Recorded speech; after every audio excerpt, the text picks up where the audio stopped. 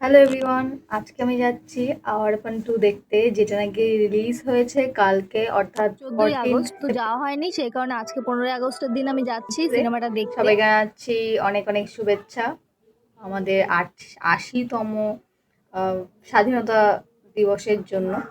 তো যাই হোক, একটু বেশি এক্সাইটেড, সেই কারণে কথাটা একটু এদিক ওদিক হয়ে যাচ্ছে। দেখি যাই কতদূর কি ভিডিও করতে পারি, দেন তোমাদের সাথে শেয়ার আমি করবো। বাড়ি থেকে বেরিয়ে পড়েছি আর আজকে গেছিলাম সঙ্গম হলে, মানে কল্যাণী সঙ্গম হলে। তো সেখানে যাওয়ার পরে একটু লেট হয়ে গেছিলো, তখন দেখলাম সবাই স্টার্ট হয়েছে। তো সেরকম কিছু প্রবলেম হয়নি। তো বেশি ক্লিপ শেয়ার করতে পারবো না, কারণ কপিরাইট পড়ে যায়। এর আগে আমি খাদানের সময় কপিরাইট পড়ে গেছিলো আমার ভিডিওতে, দেন আমার ভিডিওটা ডিলিট করতে হয়েছিল।